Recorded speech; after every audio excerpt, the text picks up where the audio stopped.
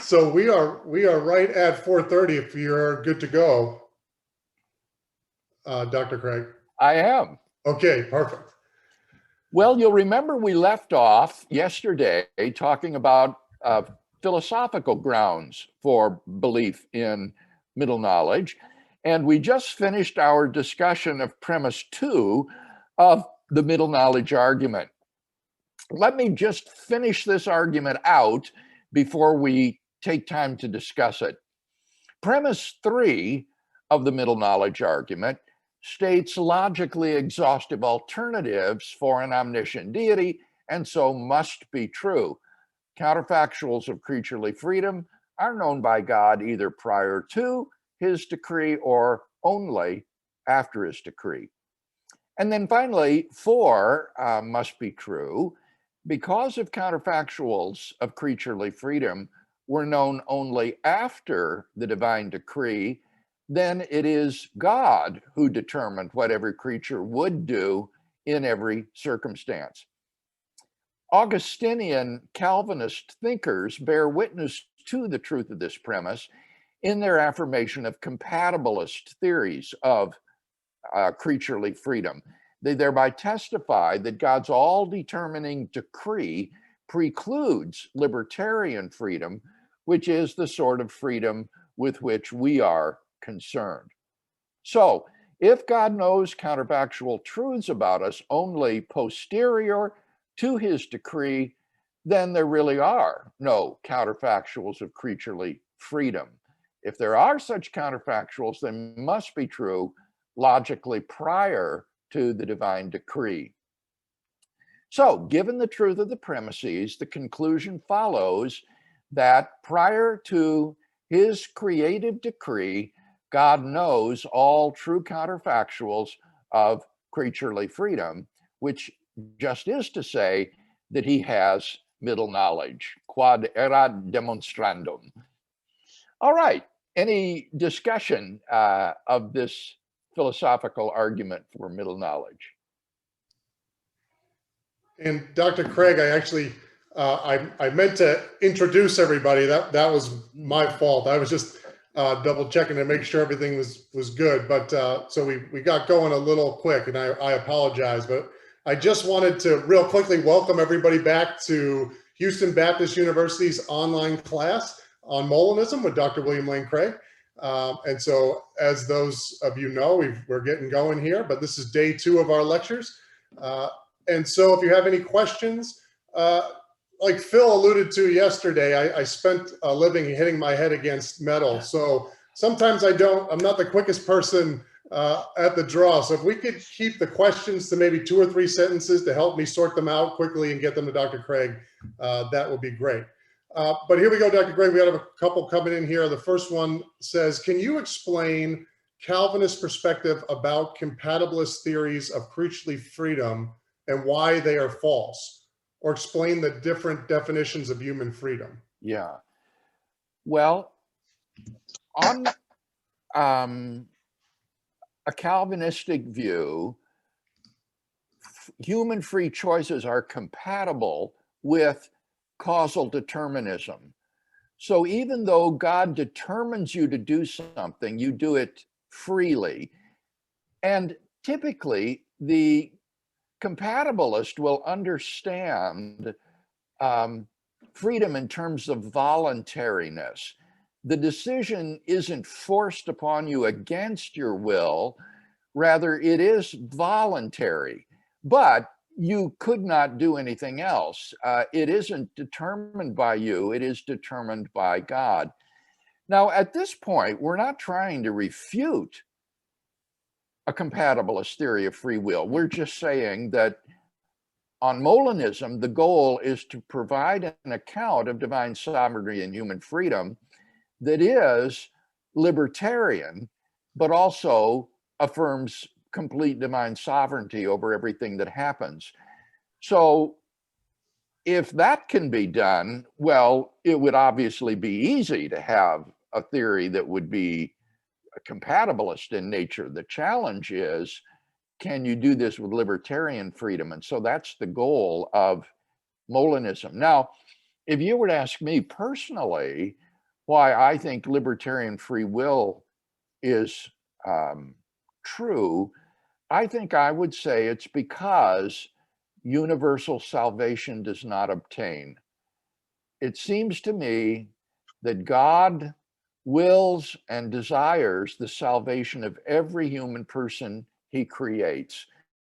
And therefore, the only thing that could prevent God's universal salvific will from being fulfilled would be creaturely freedom. And therefore, the fact that some people irrevocably separate themselves from God forever and go to hell, I think necessitates freedom of the will. Okay, another one, Dr. Craig here says, why is it such that God, not knowing the counterfactuals before he actualizes the world, violates libertarian free will? Would those counterfactuals not exist regardless of God? Oh, sorry, regardless of God having foreknowledge of them, thus still giving humans the same consequential effect as Molinism attempts to?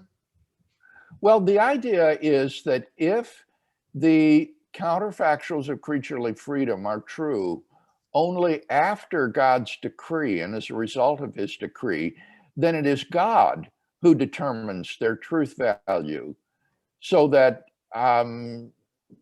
he is the one who is responsible for your choosing A or not A in that set of circumstances. It's not ultimately up to you, it's up to God's creative decree. Okay. Is the free will we are talking about here soft libertarian free will? Yes, if by that you mean that we all exist within certain deterministic parameters. For example, I'm not free to begin speaking Vietnamese at this point, but I am free to begin speaking German if I wanted to. So, yes, it's a soft determinism. Within certain limits, we have a genuine ability to choose. This is from Bill Scott, who's a Ratio Christi regional director. And he asked, God's knowledge, though chronologically prior to the action, is logically posterior to the action and determined by it? Well, now what he is talking about is foreknowledge. Um, that is a statement that I've made with respect to God's free knowledge of future contingents. God knows that Jones will mow the lawn because Jones will mow the lawn. Um, it's not the case that Jones will mow the lawn because God foreknows it. The foreknowledge may come first chronologically, but logically, or in the explanatory order, Jones's mowing the lawn is explanatorily prior to God's belief that he will mow the lawn. Now, this doesn't apply to middle knowledge because middle knowledge has nothing to do with chronological priority. Okay, and sorry that I missed it. It was cut off. But the question is, this was in your book, The Only Wise God, page 74, and he asked, "Do you still affirm this?" It seems that the whole system rides on this. That previous question. Well, I don't know if that's true or not, but certainly I do affirm it absolutely. That as I just explained, the reason God knows what will happen is because it will happen. Good. Oh, okay, good. That's good, Dr. Craig. I think we can Okay. move on. All right. So continue on then. Let's turn now to a discussion of theological arguments. And these, I think, are the strongest grounds for adopting a middle knowledge perspective. Once you grasp the concept of middle knowledge, you will find it astonishing in its subtlety and power. I would say that it is the single most fruitful theological concept that I have ever encountered. In my own work, I've applied it to issues of Christian particularism, perseverance of the saints, and biblical inspiration, as we'll see later this week.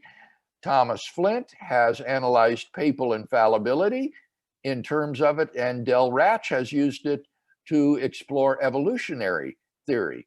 An article begs to be written on a Molinist perspective of quantum indeterminacy and divine sovereignty. So, with respect to our concerns, middle knowledge provides an illuminating account of divine prescience, providence, and predestination, the three big P's: prescience, providence, and predestination.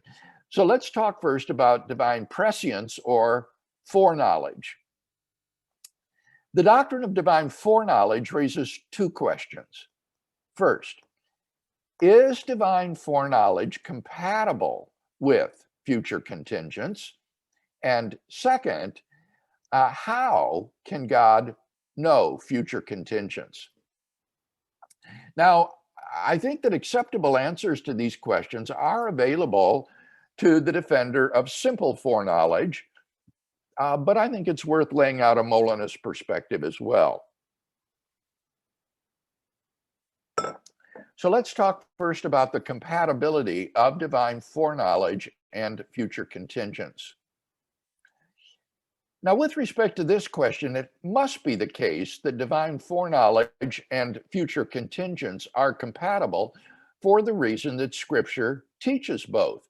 It's clearly not biblical exegesis that's driving so-called openness theologians' denial of their compatibility, but rather a philosophical argument derived from ancient Greek fatalism and dressed up in theological guise. And biblical exegesis is being bent to support a conclusion already determined by philosophical considerations.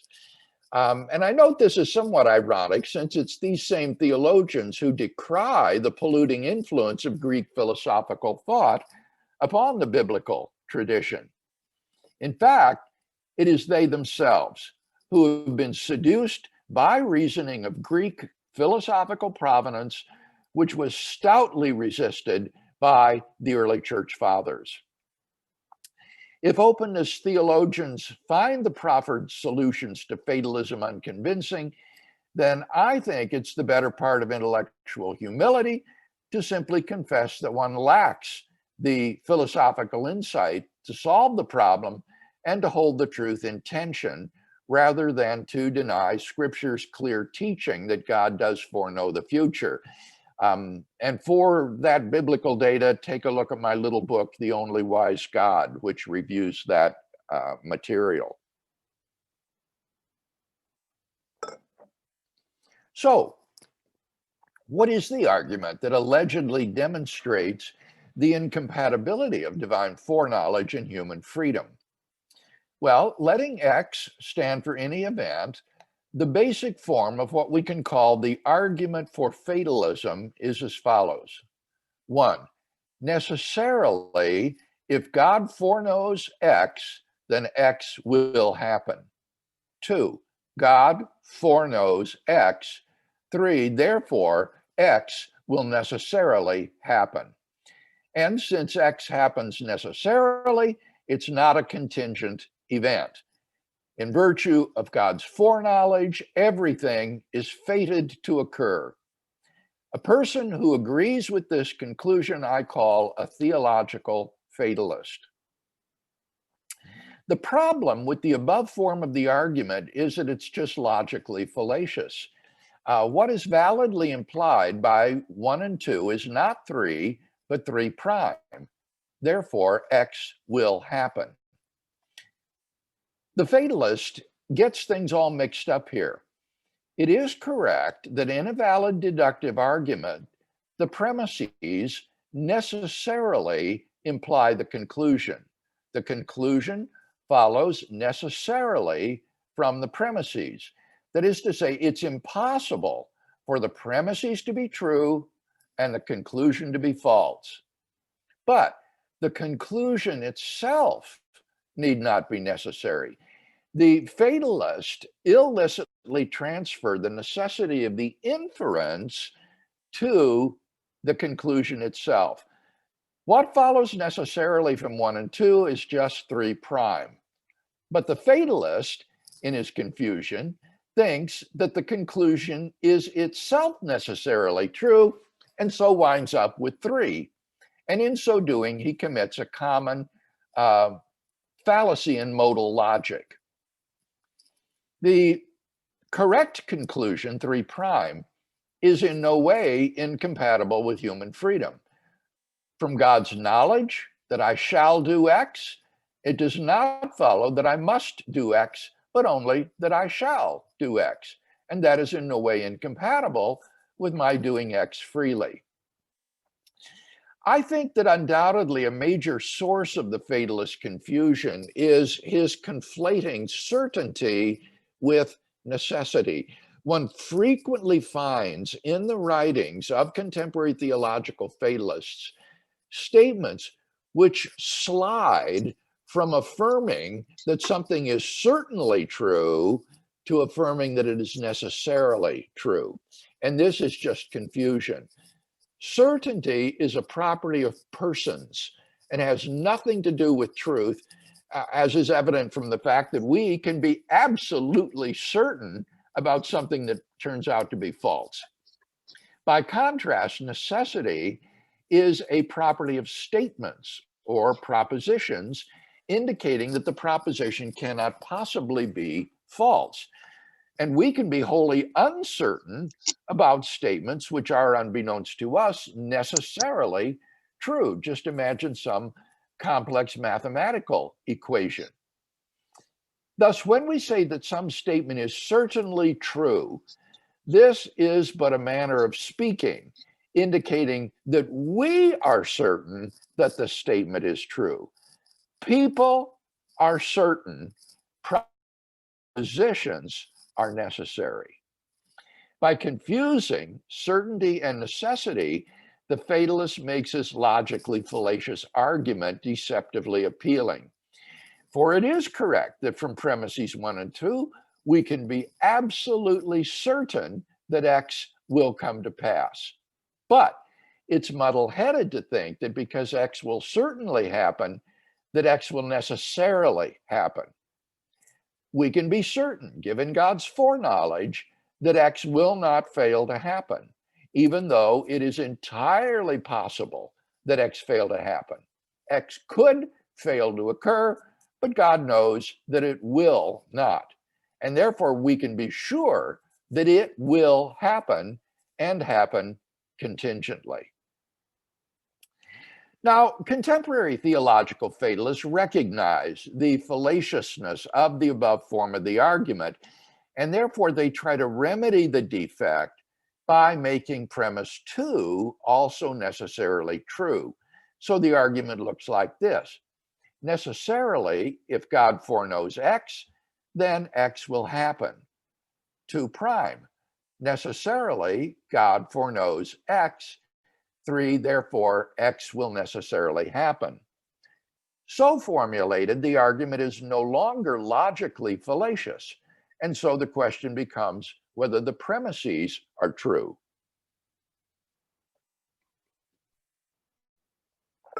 Well, premise 1 is clearly true, but it's perhaps worth noting that this is the case not because of God's essential omniscience or infallibility, but simply in virtue of the definition of knowledge. Since knowledge entails true belief, anybody's knowing that X will happen necessarily implies that X will happen. So we could replace 1 and 2 with 1 star necessarily if Smith truly believes that X will happen, then X will happen. And 2 star necessarily Smith truly believes that X will happen. And just to clarify here, by truly believes, I do not mean really believes or earnestly believes. I mean, if Smith holds a true belief that X will happen, then X will happen. And then 3 will follow as before. So if any person ever holds true beliefs about the future, and surely we do, as we smugly remind others when we say, I told you so, then given the premise 2, fatalism follows from merely human beliefs, which is a curious conclusion indeed. Indeed, as ancient Greek fatalists realized, The presence of any agent at all is really superfluous to the argument. All you need is a true future tense statement to get the argument going. Thus, we could replace 1 and 2 prime with 1 double star. Necessarily, if it is true that X will happen, then X will happen. And 2 double star, necessarily it is true that X will happen. And we'll get 3 as our conclusion. Thus, Susan Hack quite rightly calls the argument for theological fatalism a needlessly and confusingly elaborated version of Greek fatalism. The addition of an omniscient God to the argument constitutes what she calls a gratuitous detour around the real issue, which is the truth or falsity of future tense statements. Now, in order to avoid the above generalization of their argument to all persons and even to mere statements about the future, theological fatalists will deny that the second premise is true with respect to humans or mere statements as it is for God. They will say that Smith's holding a true belief or some future tense statements being true are not necessary in the way that God's holding a belief is necessary. Well, that raises the question as to whether premise 2 prime is true. Now, at face value, premise 2 prime is obviously false. Christian theology has always maintained that God's creation of the world is a free act, that God could have created a different world in which X does not occur, or even no world at all. To say that God necessarily foreknows any event X implies that this is the only world that God could have created and thus denies divine freedom. But theological fatalists have a different sort of necessity in mind when they say that God's foreknowledge is necessary. What they're talking about is temporal necessity, or the necessity of the past. Often, this is expressed by saying that the past is unpreventable or unchangeable. If some event is in the past, then it's now too late to do anything to affect it. And it's in that sense necessary. Since God's foreknowledge of future events is now in the past, it is now fixed and immutable, and therefore it is said premise 2 prime is true. But think about it. If premise 2 prime is true in that sense, then why are not 2 star and 2 double star true in the same sense as well? The theological fatalist will respond that Smith's beliefs being true or a future tense statements being true are not facts or events of the past, as is God's holding a belief. But such an understanding of what constitutes a fact or event seems quite counterintuitive. If Smith believed in 1997 that Clinton will be impeached, was it not a fact that that belief was true? If Smith held that same belief today, would it not be a fact that that belief is no longer true, since Clinton has already survived and is no longer president? If Smith's belief changes from being true to being false, then surely it was a fact that it was then true, and it is a fact that it is now false. The same obviously goes for the mere statement, Clinton will be impeached. This statement once had the property of being true and now has the property of being false. In any reasonable sense of fact, these are past and present facts. Indeed, a statement having a truth value is plausibly an event as well. This is most obvious with respect to statements like Flight 4750 to Paris will depart in 5 minutes. That statement is false up until 5 minutes prior to departure. It becomes true at 5 minutes till, and then it becomes false again immediately thereafter. Other statements being true may be more long-lasting events, like Flight 47 to 50 to Paris will depart within the next hour. Such statements being true are clearly events on any reasonable construal of what constitutes an event. No theological fatalist that I have read has even begun to address the question of the nature of facts or events that would make it plausible that Smith's truly believing a future tense statement and a future tense statement's being true do not count as past facts or events. But then we see that theological fatalism is not inherently theological at all. If the theological fatalist reasoning is correct, it can be generalized to show that every time we hold a true belief about the future, or even a statement about the future is true, then the future is fated to occur, which is surely an incredible inference. Moreover, we have the best of reasons for thinking that premise 2 prime is defective in some way. Namely, fatalism posits a constraint on human freedom which is unintelligible. For the fatalist admits that the events foreknown by God may be causally indeterminate. Indeed, they could be theoretically completely uncaused, spontaneous events. Nevertheless, such events are said to be somehow constrained. But by what? Fate? What is that but a mere name? If any action is causally free, how can it be constrained by the mere fact of God's knowing about it? Now, sometimes fatalists say that God's foreknowledge places a sort of logical, non-causal constraint on my action. Even though I am causally free to refrain from my action, there's some sort of logical constraint upon me, rendering it impossible for me to refrain.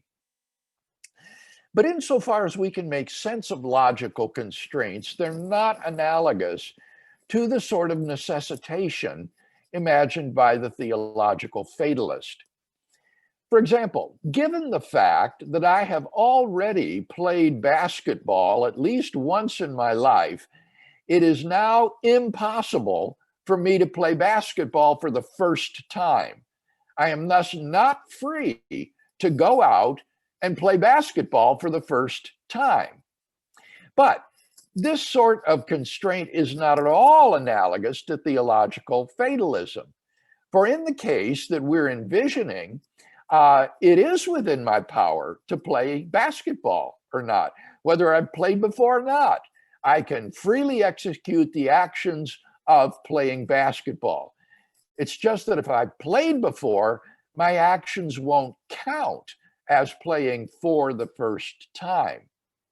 By contrast, the fatalists imagine that if God knows that I shall not play basketball, then even though I am causally free, my actions are mysteriously constrained so that I'm literally unable to walk out onto the court, dribble, and shoot. But such non-causal determinism is utterly opaque and unintelligible. And therefore, I think we know that the argument for fatalism must be unsound. Since premise 1 is clearly true, the trouble must lie with premise 2 prime. And premise 2 prime is notoriously problematic.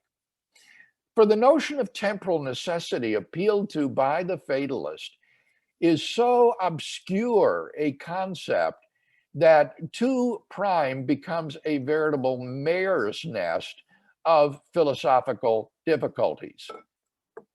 For example, since the necessity of premise 1 is logical necessity, and the necessity of premise 2 is temporal necessity, why think that such mixing of different kinds of modality is valid?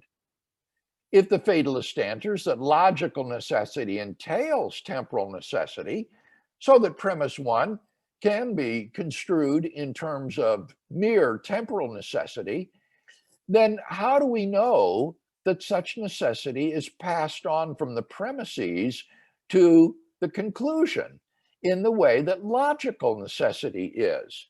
The question here technically is temporal necessity closed under entailment? Is temporal necessity closed under entailment? Is it passed on from the premises to the conclusion in the way logical necessity is? Indeed, since X is supposed to be a future event, how could it be temporally necessary? And even if X is temporally necessary, how do we know that this sort of necessity is incompatible with an action's being free? So long as a person's choice is causally undetermined, it's a free choice, even if he is unable to choose the opposite of that choice. So even if X were temporally necessary, that would not show that not X cannot occur. Or pardon me, even if it were temporally necessary, so that not X could not occur, it's far from obvious that X is not freely performed or chosen.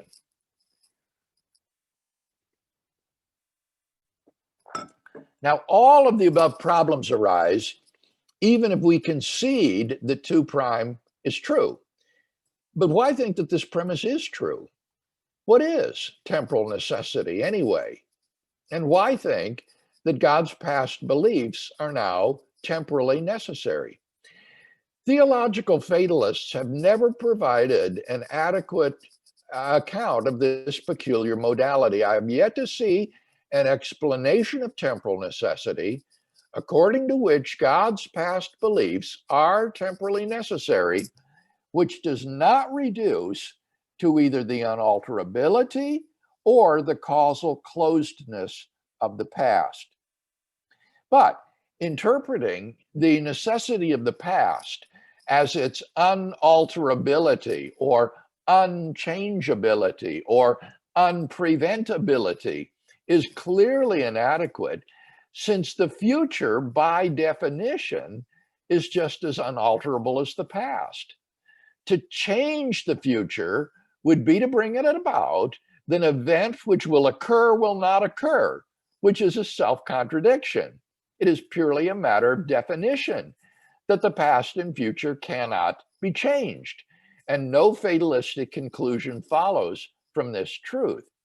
We don't need to be able to change the future in order to determine the future. If our actions are freely performed, then it lies within our power to determine what the course of future events will be, even if we don't have the power to change the future. Now, the fatalist will insist that the past is necessary in the sense that we do not have a similar ability to determine the past. The non-fatalist may happily concede the point. Backward causation is impossible. But the causal closedness of the past does not imply fatalism. For freedom to refrain from doing as God knows one will do does not involve backward causation. And here we come to the Molinist solution to theological fatalism. The Molinist is quite happy to admit that there's nothing that I can now do to cause or bring about the past. But he will insist that it does lie within my power to freely perform some action, A, and if A were to occur, then the past would have been different than it in fact is. Suppose, for example, that God has always believed from eternity that in the year 2000, I would accept an invitation to speak at the University of Regensburg. Up until the time arrives, I have the ability to accept or refuse the invitation. If I were to refuse the invitation, then God would have held a different belief than the one he in fact held. For if I were to refuse the invitation, then different counterfactual propositions would have been true, and God, via his middle knowledge, would have known this. Now, notice, neither the relationship between my action and a corresponding counterfactual proposition about it, nor the relation between a true counterfactual proposition and God's believing it is a causal relation. And thus the causal closeness of the past is irrelevant. If temporal necessity is merely the causal closeness of the past, then it is insufficient to support fatalism.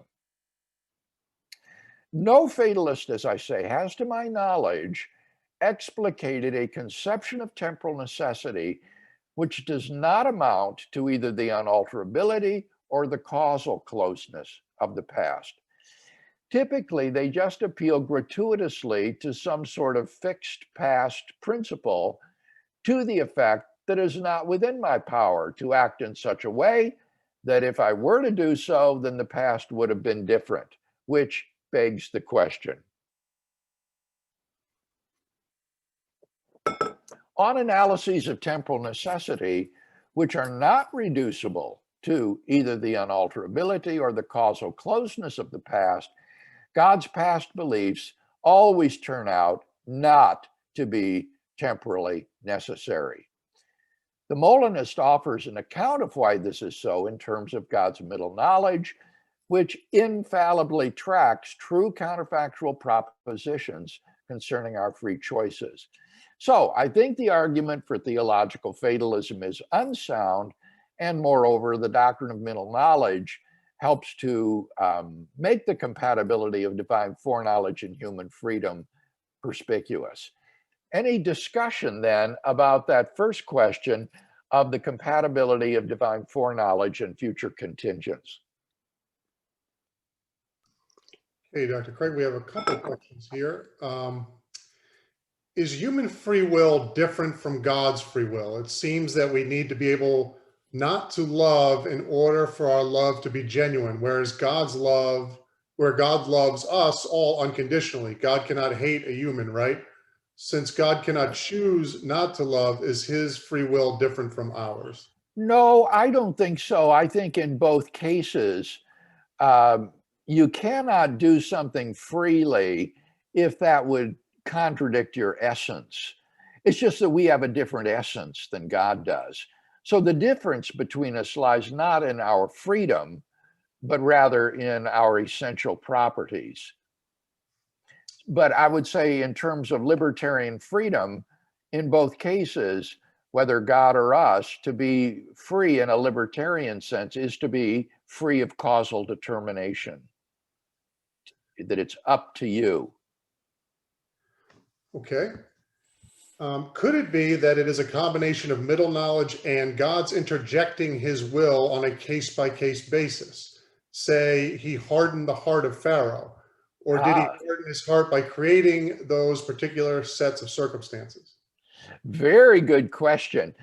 Certainly, we want to affirm miracles, don't we, as part of our doctrine of providence, that sometimes God does intervene in the sequence of secondary causes to bring about things that would not have happened without his intervention. But given middle knowledge, that kind of miraculous intervention is not so necessary. For example, he could have known in certain circumstances that if certain plagues were to come upon Egypt, that Pharaoh would freely harden his heart. And so by creating Pharaoh in those circumstances and bringing the plagues upon Egypt, God brought it about that Pharaoh hardened his heart because he he brought it about that Pharaoh would harden his own heart freely. So that is a great illustration of where miraculous intervention by God to harden Pharaoh's heart probably isn't necessary. The Pentateuchal account actually affirms both, that Pharaoh hardened his own heart and that God hardened his heart. And middle knowledge would enable you to explain that. Good. Is there a form of Molinism where God knows the possibilities that individuals will choose based on their individual beliefs, but doesn't interfere with those plausible options, nor orchestrated placing certain people in certain situations to direct the course of events? Well, I think the question is confused in the way it's stated. Um, the question is not, does God know all the possibilities about how people will act? The question is, does he know all of the possibilities about how people could act in any circumstances? And then on the Molinist view, he doesn't intervene to make that person act a certain way in those circumstances. He just knows that the person would. And so he freely chooses to create that person and to create those circumstances, knowing how the person would freely behave. Now, I suppose you could have a strange sort of doctrine whereby God knows all these counterfactuals of creaturely freedom, but that he ignores them and just sort of randomly chooses a world without his will. But I think that would be an utterly inadequate doctrine of divine providence. In fact, that would be kind of like what the simple foreknowledge proponent has to say about providence. And I'll say something critical about that later on. On simple foreknowledge, God doesn't have middle knowledge. And so he just has all the possibilities, and then he decrees a world, and bingo, the actual world then exists, and God must be totally surprised at what he finds because it's not the result of his providence or planning.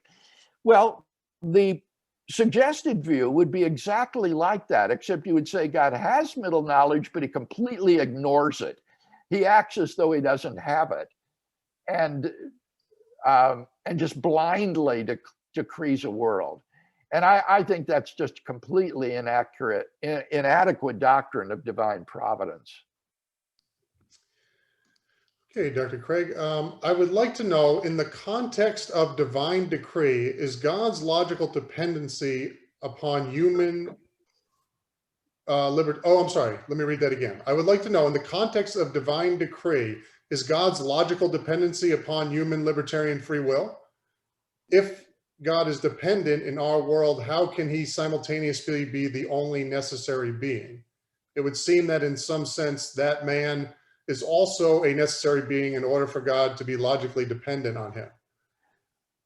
Now, remember we said that counterfactuals vary from world to world. So there's no notion here that people in these worlds exist necessarily. You'd have to exist in every possible world like God. And that's not the case. Different worlds have different people in them. Some have no people in them. And moreover, how these people would freely choose in various circumstances varies from world to world, because counterfactuals are contingently true, not necessarily true. So when we say that God is dependent upon the counterfactuals for which world to actualize, what we mean is that God's choices are limited by those counterfactuals of freedom that are true, and that this is not something that he decides on his own, that he declares which ones are true. Now, Calvinists typically find this objectionable. That's why Calvinists don't like middle knowledge, because God finds himself, as it were, confronted with these true and false counterfactuals, creaturely freedom, that are not of his own determination. And so they don't like that. But that's going to depend on whether or not you think which doctrine, which view is most illuminating of the biblical texts concerning predestination, providence, and prescience, and so forth. We do one more, Dr. Craig. Okay. This one says, Dr. Craig, I understand why CCF is outside of God's control, but what do you mean when you say that God's knowledge of logical truths is outside of his control and simply given? Well, what I mean is that these are necessary truths, and therefore they're true in every possible world, and they're not the result of God's choice. It's not as though God chose that if anything is red, it is colored. That's a necessary truth. These are typically thought to be based in the very nature of God, in his essence, rather than in his will. Okay. Actually, maybe one more quick one, Dr. Craig. Okay. Can we use Molinism to formulate an apologetic argument that existence itself is good? Well, I'm not sure. I'm open to hearing such an argument, but I'm not sure how it would go. So I will simply beg off on that and say, think about it. And if you can come up with it, present it. Okay. Thanks, Dr. Craig. Okay.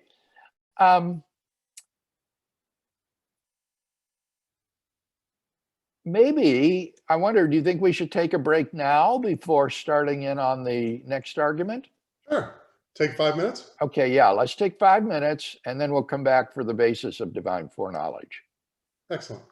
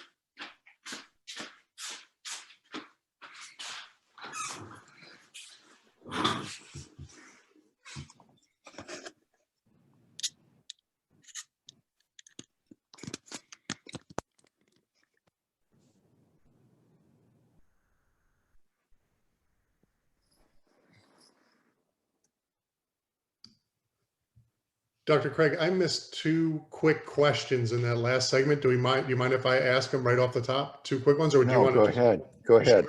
Okay, sorry about that.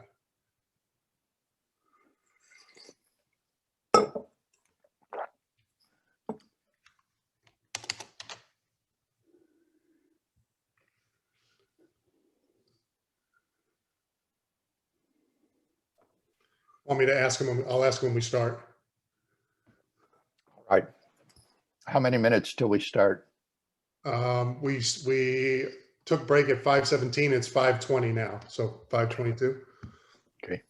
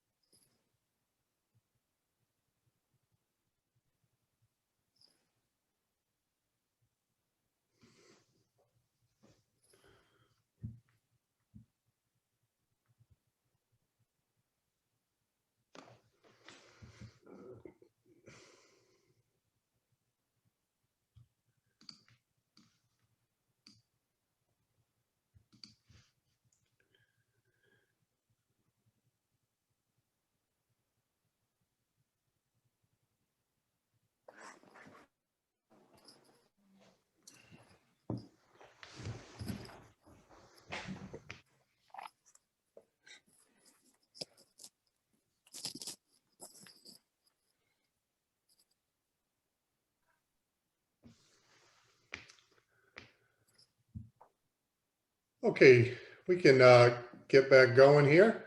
Dr. Craig, before we start, two questions that I missed. The first one, would you say that Molinism is a kind of soft determinism? I've heard that said before. Well, as I said before, the concept of free will that it presupposes libertarian free will. But I don't think any contemporary libertarian believes that that means you're absolutely free to do anything you want. We all operate within channels of determination. And so, yes, it's a soft libertarianism in the sense that it recognizes that to a great extent, our choices are constrained by causes outside ourselves. Nevertheless, it affirms that we do have the ability to make these crucial moral and spiritual choices. And then just one more quick one. What do you think of Proverbs 16:9 as a summary of the Molinist perspective? The heart of man plans his way, but the Lord establishes his steps. Yeah, that's one of the great verses that a middle knowledge perspective on providence really illuminates. And you can see how it's perfectly compatible on a Molinist view. Also, read the story of Joseph and his brothers. When he finally reveals himself to them in Egypt, he says to them, "You meant it for evil, but God meant it for good and has brought this to pass." And again, from a Molinist perspective, it just illuminates a passage like that. Okay, good. Thanks, Dr. Craig. Yeah. All right, let's then turn to the second question posed by divine foreknowledge, namely the basis of God's knowledge of future contingents. Detractors of divine foreknowledge sometimes claim that because future events do not exist, they cannot be known by God. And we can refer to this argument as the denial of foreknowledge argument. The reasoning seems to go as follows. 1, only events which actually exist can be known by God. 2, future events do not actually exist. 3, therefore, future events cannot be by God. Now, premise 2 is not uncontroversial. A good many physicists and philosophers of time and space believe that future events do actually exist. They claim that the difference between past, present, and future is merely a subjective matter of human consciousness. For the people in 2025, the events of that year are just as real as the events of our present are. And for those people, it is we who have passed away and are unreal. On such a view, God transcends the four-dimensional space-time continuum, and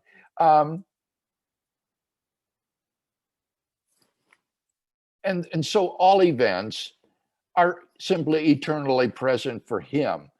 And it's easy on such a view to understand how God could therefore know events which are future for us. Nevertheless, I do think that such a four-dimensional view of reality faces insuperable philosophical and theological objections, which I've discussed elsewhere. And so I am inclined to agree with premise 2 of the argument. So the question becomes whether there's good reason to think that premise 1 is true. In assessing the question of how God knows which events will transpire, it's helpful to distinguish two models of divine cognition, the perceptualist model and the conceptualist model. The perceptualist model construes divine knowledge on the analogy of sense perception. God looks and sees what is there. Such a model is implicitly assumed when people speak of God's foreseeing the future or having foresight of future events. The perceptual model of divine cognition does run into real problems when it comes to God's knowledge of the future. For since future events do not exist, there's nothing there to perceive. By contrast, on a conceptualist model of divine knowledge, God does not acquire his knowledge of the world by anything like perception. His knowledge of the future is not based on his looking ahead and seeing what lies in the future, which is a terribly anthropomorphic notion in any case. Rather, God's knowledge is self-contained. It's more like a mind's knowledge of innate ideas. As an omniscient being, God has essentially the property of knowing all truths. There are truths about future events, ergo, God knows all future events. Middle knowledge can help us to understand how God knows truths about the future. Divine foreknowledge is based on God's middle knowledge of what every creature would freely do under any circumstances, and his knowledge of the divine decree to create certain sets of circumstances and to place certain creatures in them. Given middle knowledge and the divine decree, foreknowledge follows automatically as a result. Of course, the skeptic may then ask how God knows counterfactuals concerning human free choices if those choices do not exist. The Molinist could respond either that God knows the individual essence of every possible creature so well that he knows just what that creature would do under any set of circumstances God might place him in, or that God, being omniscient, simply discerns all the truths there are, and prior to the divine decree, there are not only necessary truths, but counterfactual truths. And therefore, God possesses not only natural knowledge, but middle knowledge as well.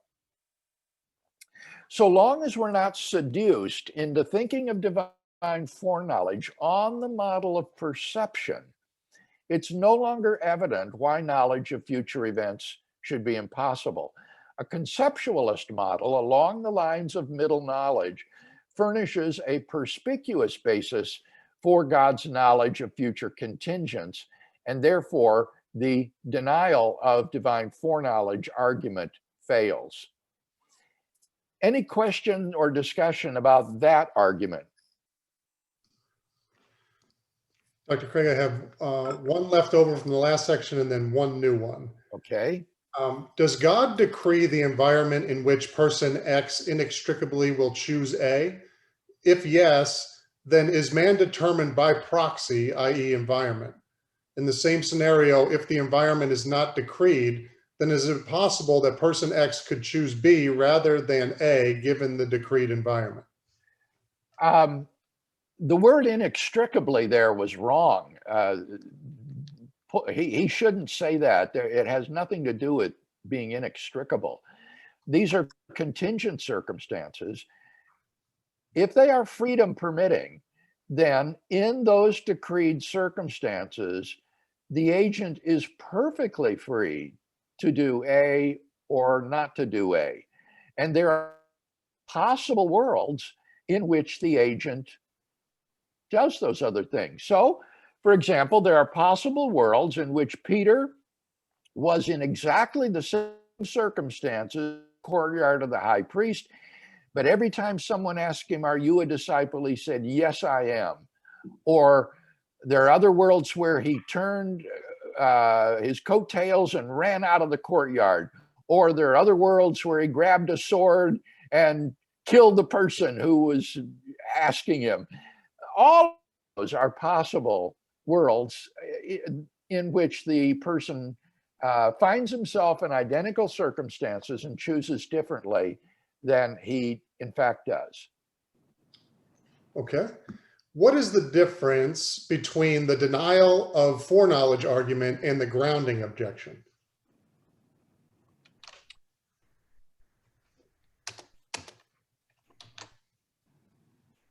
Well, the denial of foreknowledge argument is based upon the tensed theory of time. That is to say, a theory of time according to which the future does not exist. Temporal becoming is real. And therefore, there just is no future. There's nothing there to know. Whereas in the case of the grounding objection, it doesn't have anything to do with time. The idea is that counterfactuals cannot be known logically prior to God's decree. There's nothing in virtue of which they are true. And it doesn't have anything to do with time. So, for example, you could escape the denial of divine foreknowledge argument by adopting a tenseless theory of time according to which the future exists. But that would not enable you to get around the grounding objection against middle knowledge. Okay. When God chose which world to create from all the feasible worlds, how much orchestrating or determining did he do in each of those worlds before he chose our particular world? In other words, I take it that God does not just watch multiple movie reels of feasible worlds play out and choose the one he likes best. His providence is more active and involved than that, right? Well, I know there's no way to answer a question like that. Molina does say that God considers the different possible orders of things, and he assesses them by means of a thorough examination of these different orders of things, and then he chooses that order that he wants to be actual. So there is a complete analysis or assessment, as it were, of each world, but we shouldn't think of this as something that's chronologically transpiring over time. This is a metaphor for God's timeless knowledge of these different worlds and which one he would like to be actual. Okay. Doesn't the first argument that God knows the creaturely essence well enough to know what he would do in any circumstance just make choices deterministic on the essence of the person? No, because it's not saying that these counterfactuals belong to the person's essence. Otherwise, God could know it simply by comprehending the person's essence. But these are properties that don't belong to the essence. They're not part of the essence, I mean to say. They are contingent. So one way to think about this would be as follows. Imagine that God is confronted with these individual creaturely essences, and he's trying to decide which of these essences to instantiate. Now, you could associate with these different essences different contingent counterfact freedom about how the instantiation of that would freely choose in any set of circumstances it was in. So these would be contingent properties that are had by these creaturely essences. Now, if that's not entirely clear, think of it this way. God knows the whole array of individual creaturely essences that he could instantiate, but only some of those essences have the contingent property of being actualized, right? Most of them are overlooked, they are unactualized. So that gives you a clear example of a contingent property that is had by an individual essence, the property of being actualized. And so using that as a springboard, imagine now that there are these counterfactual properties that are contingently had by these different creaturely essences, property how their instantiations would freely act in any set of circumstances. Okay. Dr. Craig, you write, things could go vastly differently were the creatures simply to choose differently, as they are free to do. But were they to so choose, God would have possessed different middle knowledge. Do you mean foreknowledge instead of middle knowledge in this statement? No. I mean, it would be both, because he would have different middle knowledge. If he knew that if you were in circumstances C, you would do A, and then, but you do not A instead, then he would have known that. He would have known, oh, if he were in C, he would do not A. So not just his foreknowledge, his middle knowledge would be different. Okay. Hold on one second. Does Molinism attempt to answer why this world became actualized among infinite others? Only that it was God's choice. It leaves this up to God's sovereign discretion. Dr. Craig, how would the Molinist view handle the scriptures that say that God would have the Lamb, Christ, crucified before the foundation of the world? Surely there is not a possible world where God failed in redeeming man.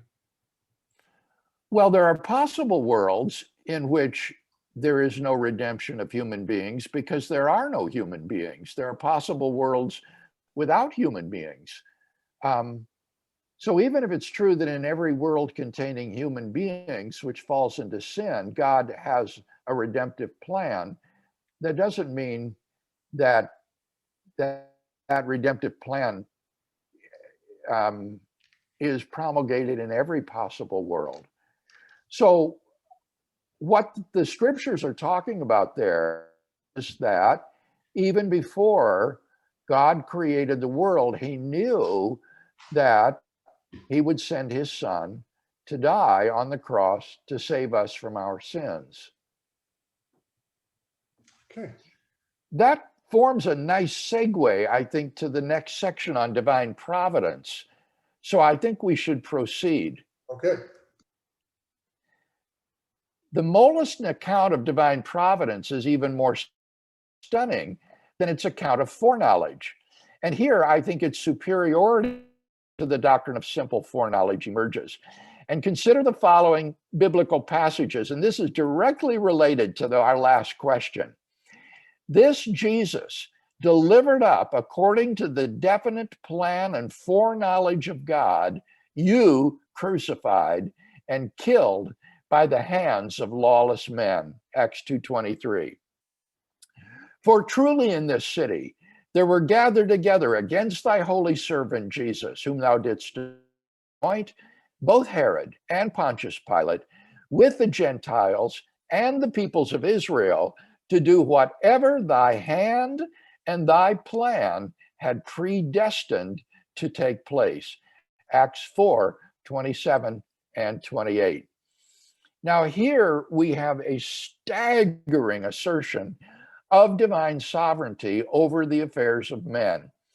The conspiracy to crucify Jesus, involving not only the Romans and the Jews in Jerusalem at that time, but more particularly Pilate and Herod, is said to have happened by God's plan based on his foreknowledge and ordination. How are we to understand so far-reaching a providence as this? Well, if we take the term foreknowledge to encompass middle knowledge, then we can make perfect sense of God's providential control over a world of free agents.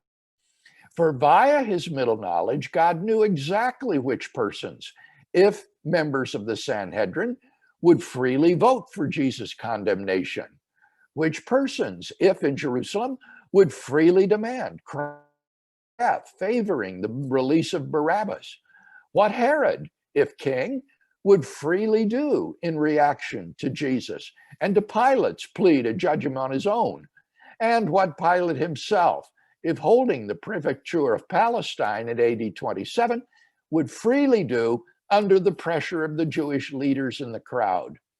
Knowing all the possible circumstances, persons, and permutations of these, God decreed to create just those circumstances and just those people who would freely do what God willed to happen.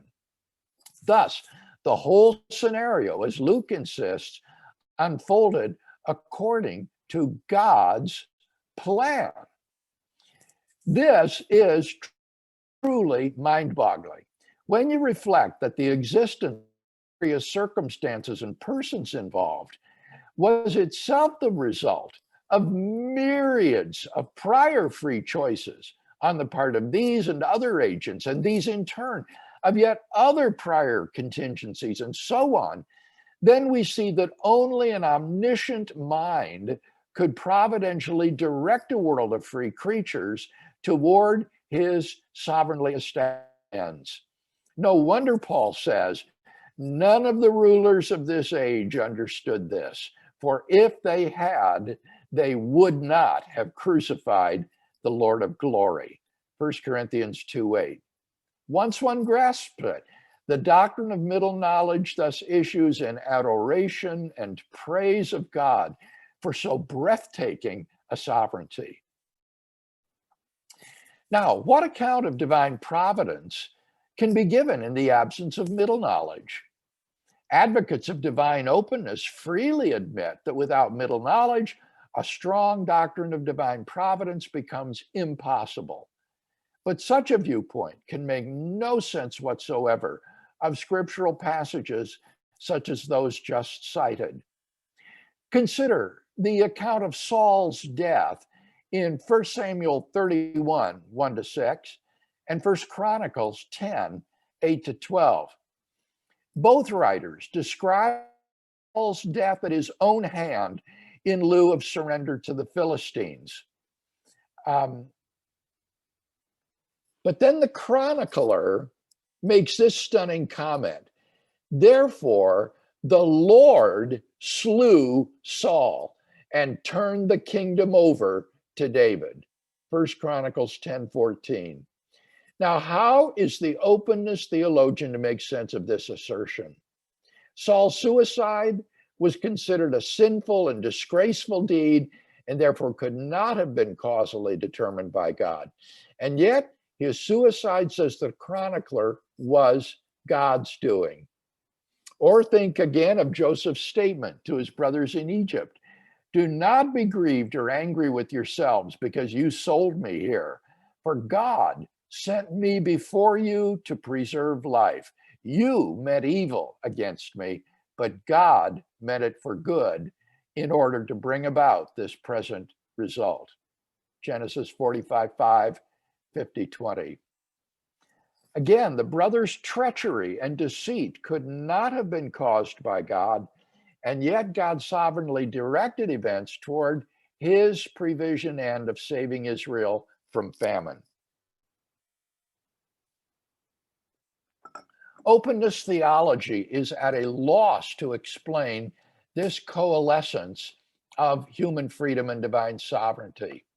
Ironically, openness theology is forced to revert to Calvinistic determinism to account for God's providence, and thus actually winds up destroying human freedom. By contrast, Molinism provides a perspicuous account of divine sovereignty and human freedom in terms of God's middle knowledge. Sometimes openness theologians are fond of comparing God to a grand master in chess who is able, on the basis of his knowledge of his own prowess and his opponent's weakness, to predict exactly when and with what move he will checkmate his opponent. The analogy is an engaging one. Unfortunately, on the openness view, God is not so brilliant a chess player as to be able to know that his plans will probably succeed, for he failed to achieve the universal salvation he desired and regretted having created man. Are these not the moves, are these rather are not the moves of a grand master? So how could he possibly know before the foundations of the world that his plan for Christ to be crucified through the free agency of Pilate and Herod would be fulfilled? By contrast, the Molinists can explain the absence of universal salvation in terms of the wrong counterfactuals being true.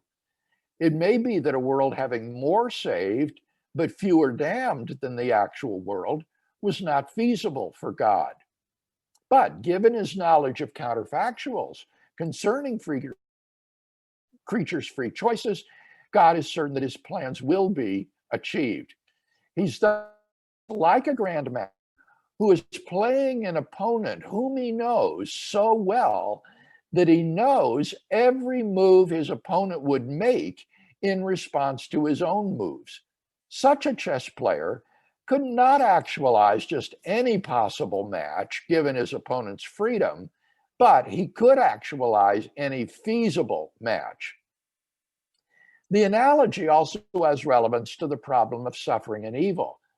On the openness view, the not so grand master will churn up a lot of unforeseen, unnecessary, and pointless suffering as he plays the game. But on the Molinist view, such suffering will be permitted only in light of the master's ultimate purpose, namely building the kingdom of God. And thus we can rest assured that God has morally sufficient reasons for permitting the evils in the world, like the World Trade Centers being destroyed. Whereas on the openness view, it becomes inexplicable why God does not intervene to stop the terrorists once they've begun their crime. The cognitively limited deity of openness theology thus makes the problem of evil worse, not easier, for it becomes inexplicable why God just sits by, wringing his hands, while letting evils go on unchecked without any morally sufficient reason for not stopping them. The Augustinian Calvinist perspective, on the other hand, interprets the above passages to mean that foreknowledge is based upon foreordination. God knows what happened because he makes it happen. Knowing the intentions of his will and his almighty power, God knows that all his purpose shall be accomplished. But this interpretation inevitably makes God the author of sin, since it is he who moved Judas, for example, to betray Christ, a sin which merits everlasting perdition for the hapless Judas. But how can a holy God move people to commit moral evil? And moreover, how can these people then be held morally responsible for acts over which they had no control? The Augustinian Calvinist view seems, in effect, to turn God into the devil.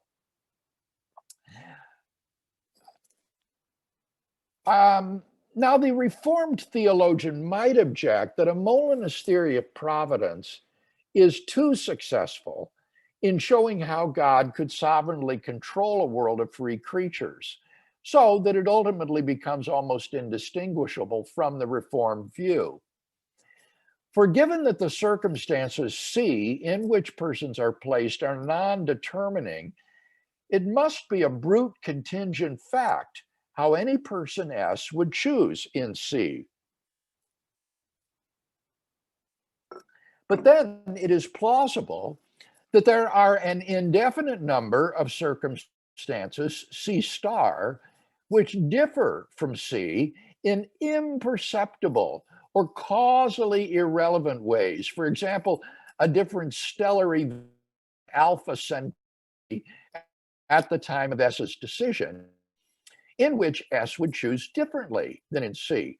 So God, by placing S in one of these circumstances, C star, would bring it about that S choose freely whatever God wishes without any deleterious impact upon God's providential plan. Thus, God can sovereignly bring about any creaturely decision he wants, and hence any world that he wants. Now, we should do well to pause and ask ourselves, what is the import of this objection, even if it is successful? It would do nothing, I think, to undermine the Molinist account of providence as such. In particular, it would not in any way undermine the freedom of the creatures in whatever circumstances they find themselves, for their choices are in every case causally undetermined. If a choice is freely made in C, then it would be freely made in C star, which includes some causally irrelevant event not included in C. If God places S in C, then S's freedom is not compromised by the mere fact that had God placed S in C star instead, then S would have chosen differently. Rather, what the objection threatens to undermine, it seems, is the theological utility of the doctrine of middle knowledge. For if the objection is correct, the distinction between broadly logically possible worlds and feasible worlds becomes inconsequential, since God can bring about whatever free creaturely choices he desires without detriment to his providential plan. The Molinist account of providence would then be useless in explaining why apparently less than optimal states of affairs obtain. Like the Augustinian Calvinist, the Molinist would have to ascribe them to God's perfect will. But Molinist account would still enjoy the considerable advantage of making room for creaturely freedom. It just wouldn't be of much help in explaining, for example, why evil exists. The objection, in any case, is not successful, for it is predicated upon a number of questionable assumptions. First, the objections to assume that one is dealing with events distributed across the various sets of circumstances by blind chance. But it's not by chance that S chooses A in C. So one must not think of S's free choices as randomly distributed across the various sets of circumstances.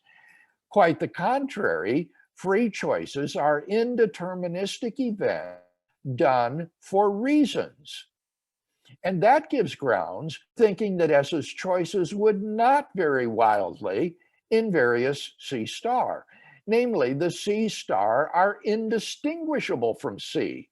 Sun's reasons for choosing C also hold for C star.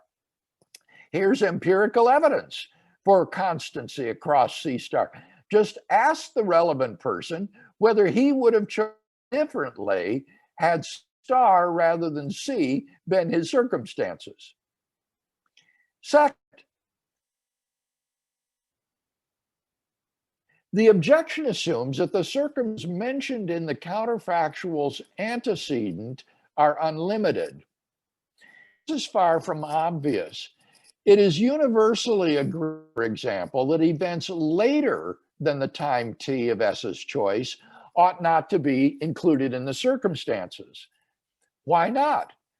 Well, the most obvious answer is because events which are future at t can have no influence on S's situation at t, and hence are just irrelevant to S's decision. But events which are sufficiently distant from S are just as irrelevant as future events, even if those events are simultaneous with or even earlier than t. Only events which are connectable via a light signal to the event of S's decision seem to be relevant to S's choice.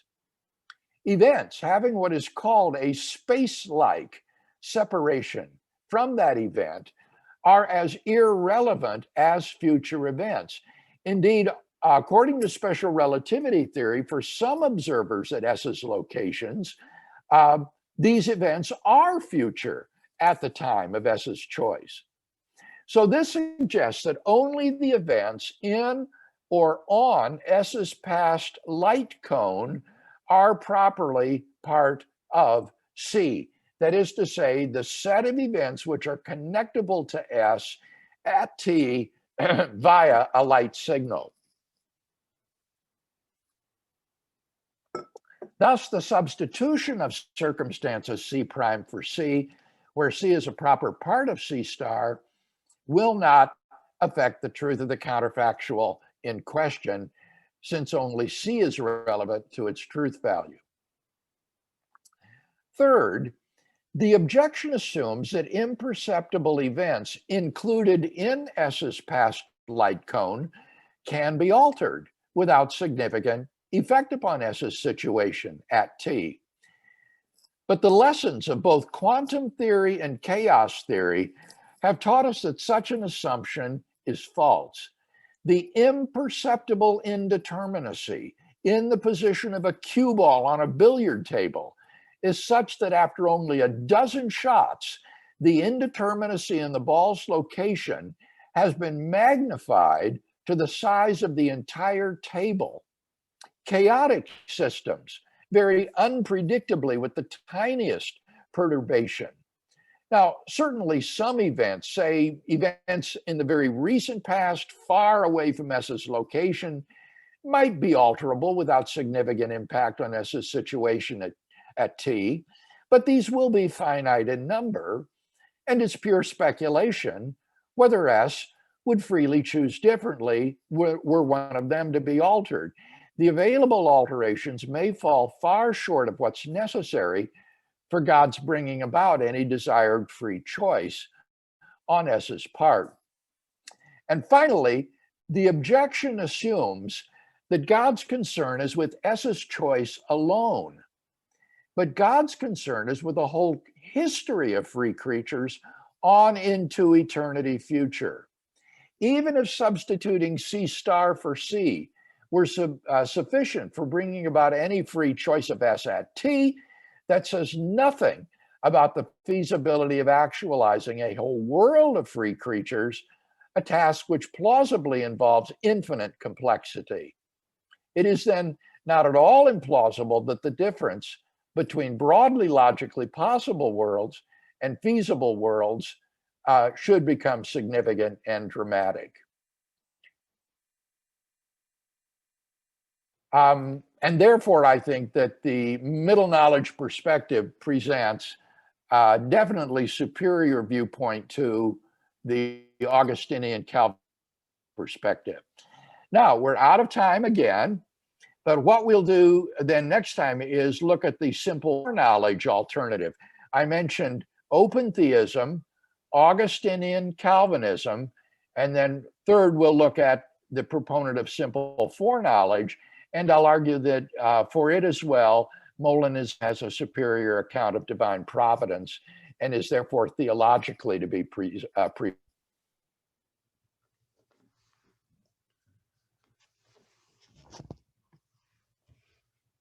Thank you so much, Dr. Craig. Thanks, everybody. Thank you. Thank you. Thank you. Have a nice day. Thank you.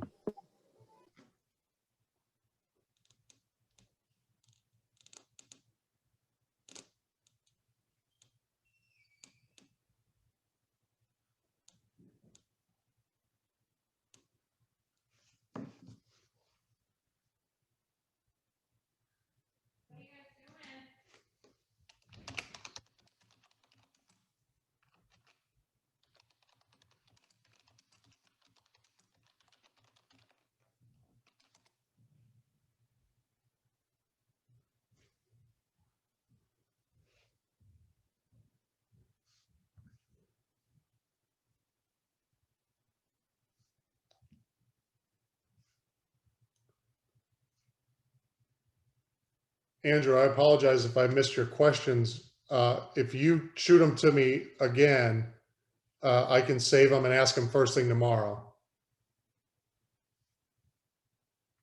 Okay, gotcha. Sorry about that, Andrew. Got it. Sorry about that.